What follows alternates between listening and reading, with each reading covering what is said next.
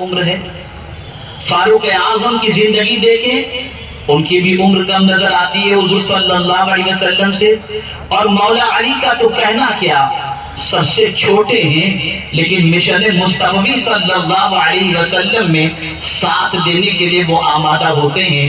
آپ ذرا سوچو، وہ اسلام جو رسول رحمت صلی اللہ علیہ وسلم مدینہ منورہ اور مکہ مکرمہ سے لے کر کے نکلے، اس اسلام کی آبیاری کے اندر جوانوں نے اپنی جوانی قربان کی ہے.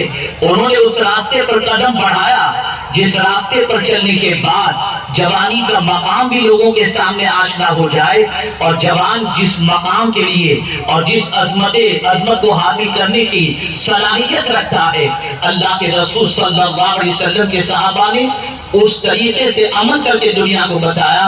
اگر میں یہ کہوں تو غلط نہ ہوگا کہ نجاشی کے دربار کے اندر اسلام کو ریپریزنٹ کرنے والا کوئی اور نہیں تھا، حضرت جعفر طیار تھے جو ایک نوجوان تھے.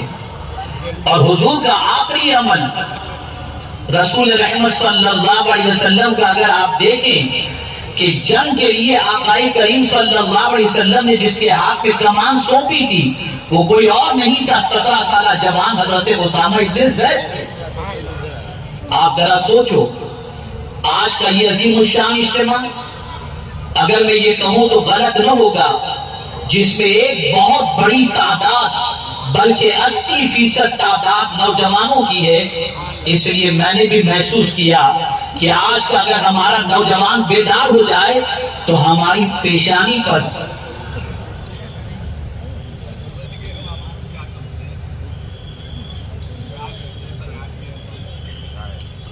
جو زوال کا کلنک لگا ہوا ہے اور بدنما داغ جو لگا ہوا ہے اسے دھونے کی ہمارا جوان آج کے دور میں صلاحیت رکھتا ہے. کسی قوم کا نوجوان اگر سمجھ جاتا ہے تو وہ قوم سمجھ جاتی ہے، اور کسی قوم کا ایک نوجوان بگڑ جائے تو پوری قوم بگڑ جاتی ہے. مجھے ایک بزرگ کی دعا یاد آتی ہے جو عرفات کے میدان میں گئے تب بھی ایک ہی دعا کرتے تھے، اے اللہ میرے شہر والوں کو سلامت رکھنا، انہیں اچھا رکھنا.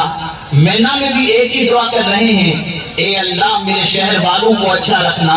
اسی طریقے سے مزدلفہ میں بھی یہی دعا کر رہے ہیں، اے اللہ میرے شہر والوں کو اچھا رکھنا. کسی نے پوچھ لیا آپ آئے حج کے لیے، نہ اپنے لیے دعا کر رہے ہیں نہ اپنے گھر والوں کے لیے دعا کر رہے ہیں. اللہ اکبر، آپ تو اپنے شہر والوں کے لیے دعا کر رہے ہیں. آپ ذرا سوچو اور اس دعا کی طرف توجہ کو مبذول کرو، اور اس کے بعد معاشرے کا بسنے والا ہر نوجوان اور ہر ذمہ دار اپنی ذمہ داری کو محسوس کرے. اس بزرگ سے پوچھا گیا ذرا یہ تو بتائیے کہ نہ اپنے لیے دعا کر رہے ہیں نہ گھر والوں کے لیے دعا کر رہے ہیں، شہر والوں کے لیے دعا کیوں کر رہے ہیں؟ جواب میں ارشاد فرماتے ہیں میرے ہی تو شہر کے اندر میرے بچے بھی رہتے ہیں، میرے رشتہ دار بھی رہتے ہیں، میرے خاندان کے لوگ بھی رہتے ہیں اور دوسرے لوگ بھی رہتے ہیں. اگر میں نے شہر والوں کے لیے دعا کی تو کیا غلط کی؟ اس لیے کہ شہر کا ایک بچہ بھی صحیح رہا، شہر کے لوگ اگر صحیح رہے تو ہمارے بچے بھی صحیح رہیں گے، اور شہر کا ایک بچہ بگڑ گیا تو ڈر لگتا ہے کہ اس کی صحبت سے ہمارا بچہ بھی بگڑ نہ جائے. کیا یہ بات سچ نہیں ہے؟ ہمارے معاشرے کے اندر محلے کے اندر ایک بچہ بگڑ جاتا ہے تو نہ جانے کتنوں کو نشے کا عادی بنا دیتا ہے. ہمارے معاشرے کا ایک نوجوان اگر زنا کے اڈے کا عادی بن گیا تو نہ جانے کتنوں کو اس زنا کے اڈے تک لے جاتا ہے. ایک شراب کے نشے میں دھت ہونے کی عادت بنا لیا تو نہ جانے کتنے اس کو شراب کا رسیہ بنا دیتا ہے.